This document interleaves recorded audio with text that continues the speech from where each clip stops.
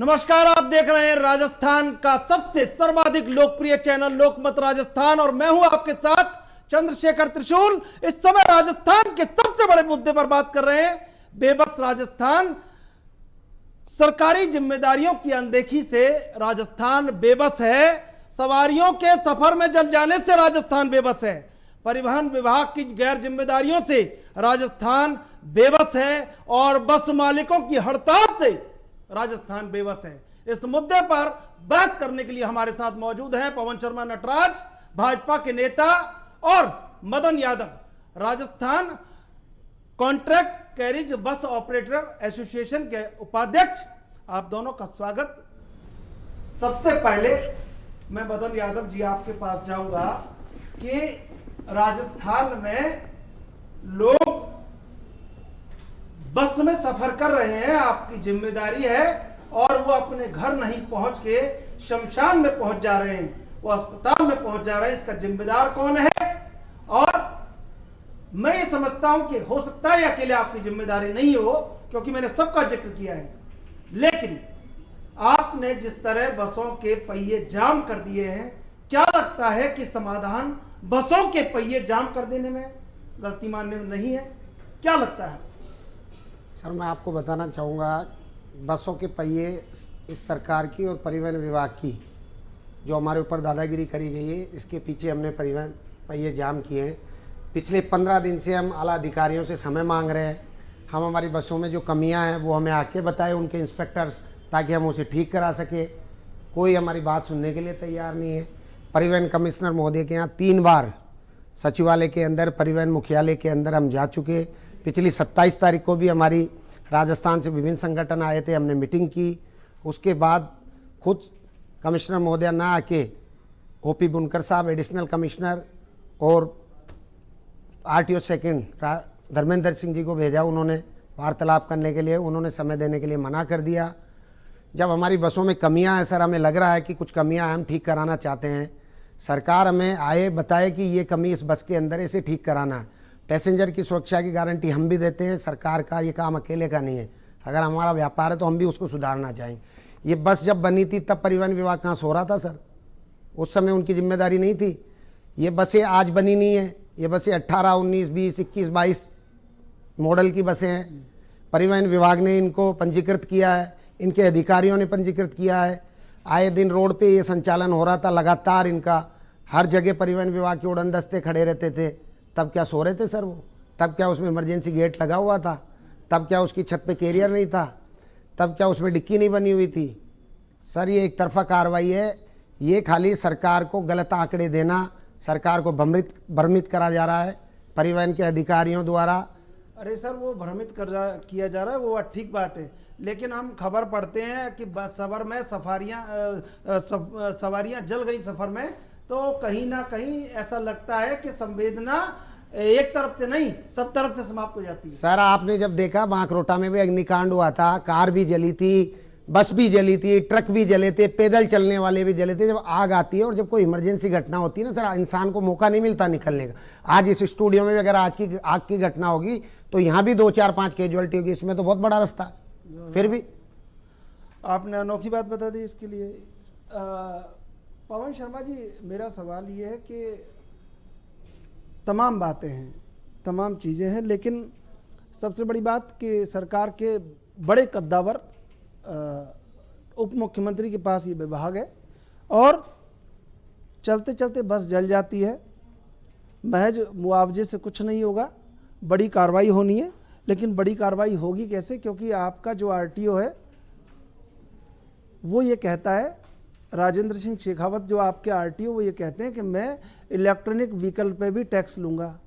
वो बाहर के राज्यों की गाड़ियों का चालान बना देते हैं और सरकार को, उप मुख्यमंत्री को जवाब देना पड़ता है कि हम, कोई एमएनएसटी योजना है, मैंने अभी तक वो अभी योजना आई नहीं है, लेकिन लोग इंतजार कर रहे हैं। और लोगों की लाखों करोड़ों की गाड़ियां सड़ रही है बाड़े में, उनके म्यूजिक बॉक्स चोरी हो गए, उनके टायर चोरी हो गए, उसकी कोई जिम्मेदारी नहीं है। इसके बाद तमाम चीज़ों पर आप भी सफ़र में गए होंगे, और जब सब लोग सफ़र में जाते हैं तो एक बहुत जैसे ढाबे आते हैं हाईवे पे, ऐसे कोई सब चीज़ें आती है, ऐसे ही आपको एक आरटीओ की गाड़ी खड़ी मिलती है आड़े ऐसे, और वहाँ 4 इंस्पेक्टर खड़े मिलते हैं। उनका मुझे नहीं लगता कि कोई ऐसा वास्ता होता होगा, क्योंकि मैं देखता हूँ वहाँ से बड़े बड़े ट्रक और ओवरलोडेड ट्रक जा रहे होते। तो क्या लगता है कि महज आरोप लगा देने से या महज आरोप अपने ऊपर लेने से ये समस्या हल नहीं होगी? इस समस्या का समाधान कहाँ है? और अब आप ये भी नहीं कह सकते कि इसमें कोई जवाहरलाल नेहरू ने आग लगा दी हो, आप कांग्रेस पे तो नहीं डाल सकते। अब ये कैसे समाधान होगा?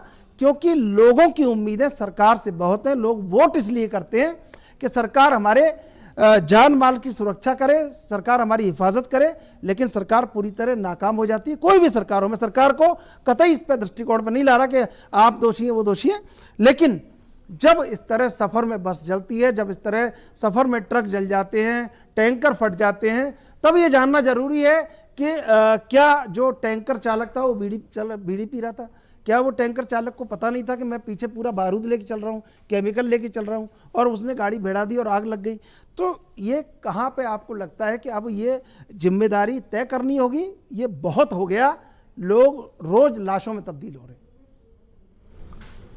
पहले तो मैं आपके चैनल का धन्यवाद और आभार प्रकट करता हूं, लोकमत भारत का, कि आपने मुझे इस मुद्दे पर बुलाया। बहुत ही संवेदनशील मुद्दा है चंद्रशेखर जी। आपने जो मुद्दा उठाया, वास्तव में जो ये मुद्दा है कि बसें रोड पे जलती है और कैजुअलिटी होती है, इसके लिए जिम्मेदार व्यक्तियों को कहीं ना कहीं पनिशमेंट मिलना चाहिए। चाहे जिम्मेदार बस निर्माता कंपनी हो, चाहे जिम्मेदार परिवहन विभाग के अधिकारी हो, या जो बस चलाने वाले जितने भी अपने निहित स्वार्थों के पीछे बस चालक, जो बस ऑपरेटर्स हैं, उन्होंने सीट की संख्या बढ़ा दी, उसके अंदर उन्होंने इमरजेंसी गेट नहीं छोड़ा। ये कहीं मानवता के साथ खिलवाड़ है। देखिए सरकार, मैं तो ये कहता हूँ कि जो जिम्मेदार अधिकारी है, जब उसका परमिट दिया जाता है गाड़ी का, तो एक फिटनेस की एक प्रणाली होती है, और उस फिटनेस प्रणाली के अंदर उसको, बस को या ट्रक को या जो भी साधन होता है, जब आरटीओ परमिट देता है तो उसको चेक करने की जिम्मेदारी उन अधिकारियों की होती है। इसमें राजस्थान सरकार संवेदनशील है। जब भी अगर कोई इसमें घटना होती है तो माननीय मुख्यमंत्री भजन लाल जी हो या हमारे परिवहन विभाग के मंत्री और उप मुख्यमंत्री हमारे प्रेमचंद बैरवा जी हो, तुरंत कार्रवाई का आदेश देते हैं। लेकिन मैं ये कहूँगा, ऐसी घटनाओं की पुनरावृत्ति नहीं हो। ऐसी घटनाओं को हम कैसे रोकें, इसके ऊपर एक बहुत बड़ा प्लान बनना चाहिए।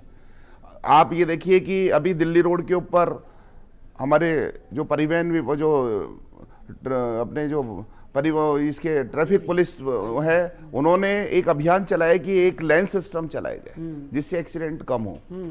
ठीक है, हमारे ट्रांसफर हो गया उनका, तो कोई बात नहीं, ट्रांसफर हो गया, लेकिन व्यवस्थाएं तो धीरे धीरे कहीं ना कहीं कुछ ना कुछ, हम जब तक नवाचार नहीं करेंगे, जब तक हम, भाई आप भारतीय जनता पार्टी नवाचारों के लिए जानती है कि कुछ हट के हम काम करें, तभी जनता में एक मैसेज जाता है। राजस्थान की सरकार संवेदनशील है और निरंतर वो ऐसे काम कर रही है जिससे कि ऐसी घटनाओं की पुनरावृत्ति नहीं हो। लेकिन अब जैसे मान लीजिए अभी घटना हुई है जिसके अंदर वो ड्राइवर कच्चे रास्ते में होके बस को ले गया, जिसके अंदर मजदूर और मजदूरों के बच्चे जो दिवाली पे अपने घर जा रहे थे, तो ऐसी घटना हुई और वो हाई टेंशन लाइन से शायद वो टकरा के उस तरह की घटना हुई।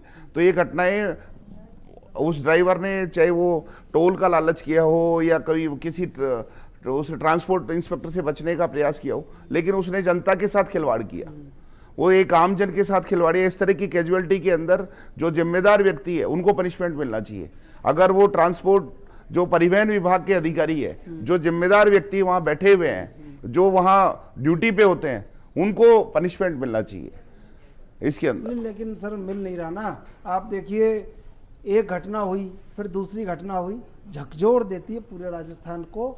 लोगों का भरोसा है सरकारों के ऊपर, विभागों के ऊपर, बस मालिकों के ऊपर कि हम जा रहे हैं तो अपने गंतव्य तक पहुंचेंगे, जिस काम को करने जा रहे हैं उस काम को करके लौटेंगे भी। लेकिन सफ़र अधूरा रह जाता है।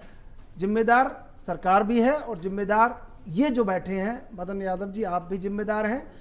क्या लगता है, हम बात समाधान की करेंगे, क्योंकि अगर समाधान नहीं होगा, सफ़र ख़त्म नहीं होगा, सफ़र जारी रहेगा।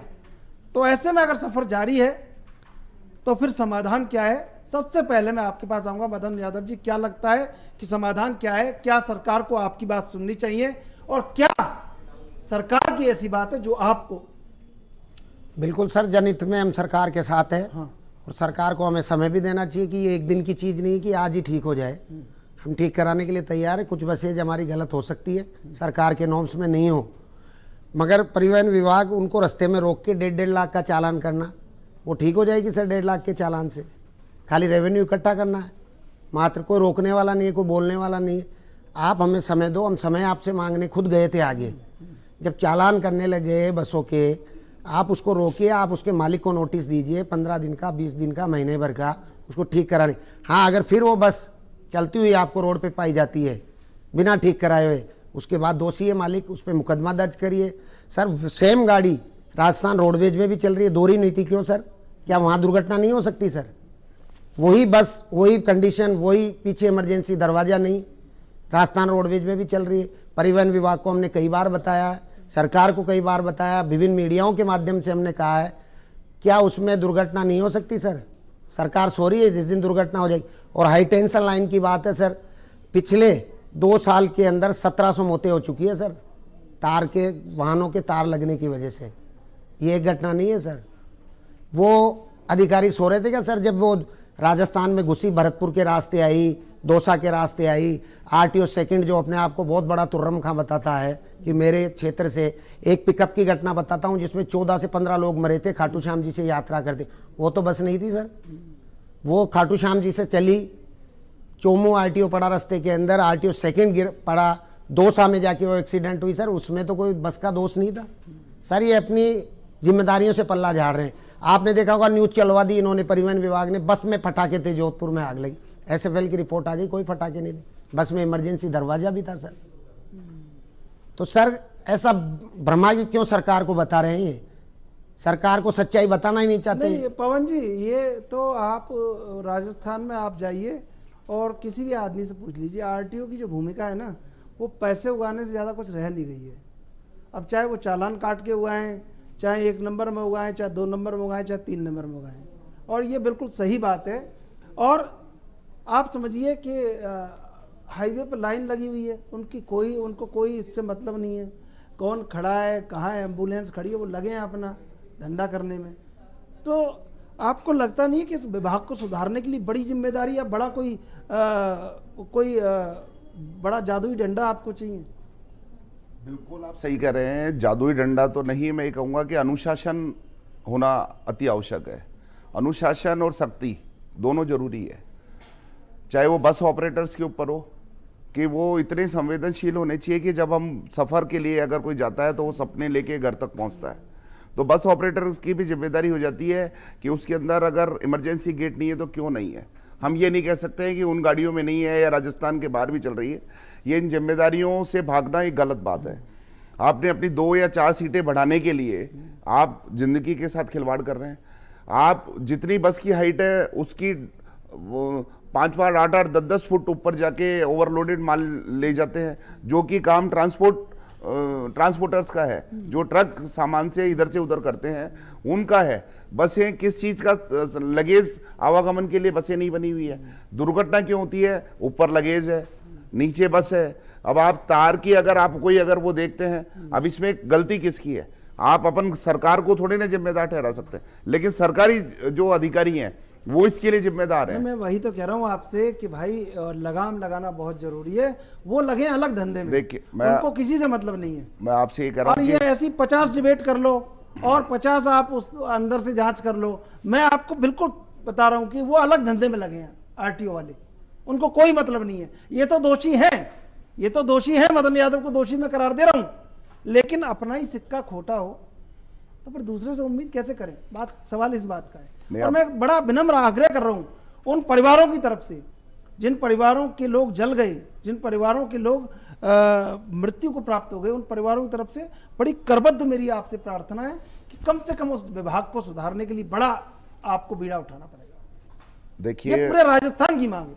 बिल्कुल आपका मुद्दा बहुत ही अच्छा मुद्दा है। मैं आपसे कहूँगा कि आपने इस मुद्दे पे जो बहस रखी है वो बहुत ही अच्छी बहस है, लेकिन राजस्थान की सरकार संवेदनशील है, ये मैं आपको कहता हूँ। भ्रष्टाचार के खिलाफ पूरी तरह से राजस्थान सरकार ने एक अभियान छेड़ा हुआ है। और आप रोजाना अखबार में पढ़ते हैं कि अभी आपने देखा होगा कि जयपुर में 2 कमिश्नर लगाए, दोनों अलग अलग उनके दायित्वों के लिए लगाए। और एक पूरी पुलिस महकमे को जिस तरह का भ्रष्टाचार अगर कोई भी अधिकारी करता है तो उसको पनिशमेंट मिल रहा है। और अगर आपने कहा, सही कहा कि वो रोड पे रोक के अगर मान लीजिए इस तरह का अगर कोई काम कर रहे हैं, मंत्री देख रहे हैं इस बात को, कृत्य कर रहे हैं, तो राजस्थान सरकार संवेदनशील मंत्री देख रहे हैं इस बात उनको को, पनिशमेंट मिलना चाहिए। आईपीएस देख रहा है इस बात को, सड़क पर चलता हुआ आईपीएस ये देख रहा है, सड़क पर चलता आईएएस ये देख रहा है, सड़क पर चलता मंत्री विधायक देख रहे हैं कि आरटीओ की उगाही हो रही है।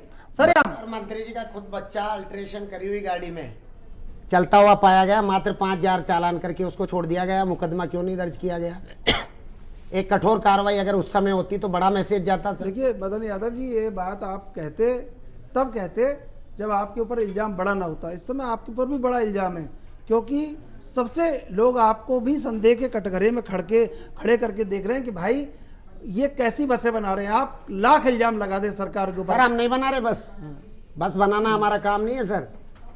बस वो बना रहे हैं जिनको सरकार ने परमिशन दी है। सरकार को तो आज तक का ये भी पता नहीं। आपको मैं बताना चाहूंगा, 2 साल से लगातार एक शिकायत करता, बस बॉडी बिल्डर्स के खिलाफ लगातार शिकायत कर रहा था। सरकार ने आनंद फानंद में अभी 7वें महीने के अंदर, जुलाई के अंदर एक नोटिफिकेशन जारी होता है कि इन बस बिल्डर्स की जांच करे। जो जोधपुर में कारखाना है उसकी भी जांच के लिए कहा गया। वहाँ के संबंधित आरटीओ ने उस कारखाने की जांच नहीं करी। हो सकता है कि उस बस की अगर जांच हो जाती 7 जुलाई के अंदर, वो बस कारखाने से बाहर नहीं आती। और आप मुझे बता दीजिए सर, उस कारखाने में जो गाड़ियां पास खड़ी मिली गई है, अब तक क्यों नहीं जोधपुर आरटीओ पे मुकदमा हुआ? अब तक क्यों नहीं उन अधिकारियों पे कार्रवाई हुई? उनको क्यों नहीं बर्खास्त किया गया? ये सर ये पटाखे रख दिए और बोला एफएसएल की जांच में मिले ही नहीं वो पटाखे। आपको नहीं लगता बड़ा गंभीर कृत्य है? मैं आपसे कह रहा हूं कि बसों के अंदर क्या क्या सामान जा रहा है। मैं कह रहा हूं कि बसों के ऊपर जो लगेज जा रहा है उसका वास्तव में चेकिंग होनी चाहिए, क्या क्या सामान जा रहा है। सर करिए ना। मैं आपसे कह रहा हूं, ऐसे दो सर 6,000 लाइसेंस है इसके मैं एक नोटिफिकेशन है सर 2020 का। मैं मदन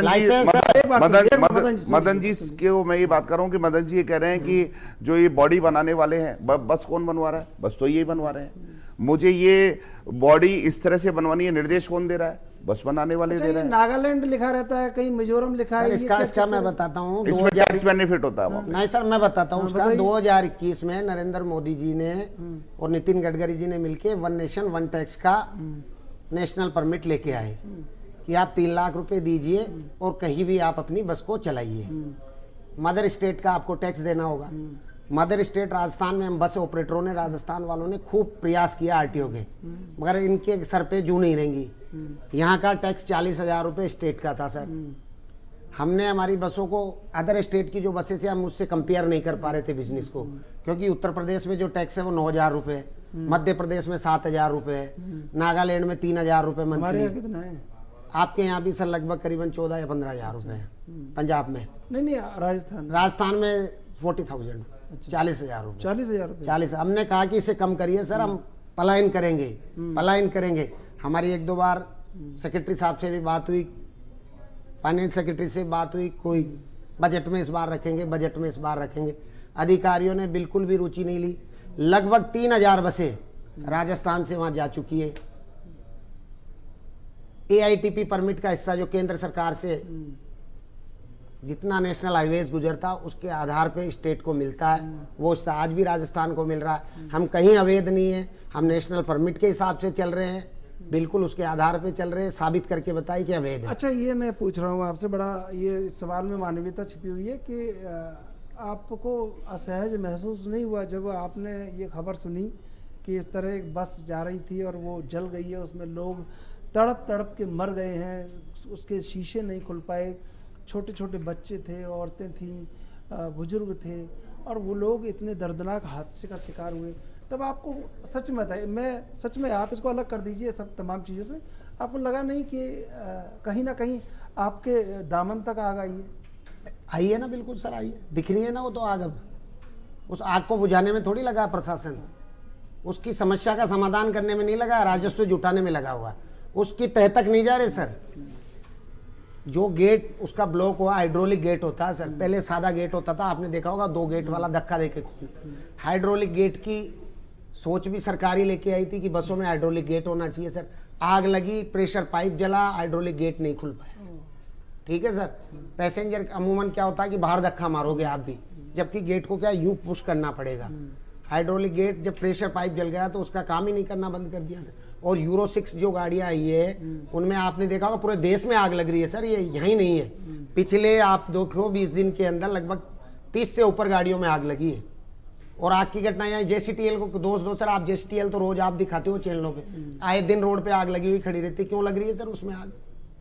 पवन जी, बड़ा गंभीर मुद्दा है और लोगों का बहुत भरोसा है सरकारों के ऊपर, जिम्मेदारों के ऊपर, कि उनके मूलभूत और आधारभूत आवश्यकताएं उनकी पूर्ति होना बहुत आवश्यक है। और ये सबसे बड़ा मुद्दा है कि लोग आपके भरोसे सफ़र कर रहे हैं और उनका इस तरह का अंजाम अगर हो रहा है तो निश्चित रूप से इसका समाधान बहुत आवश्यक है।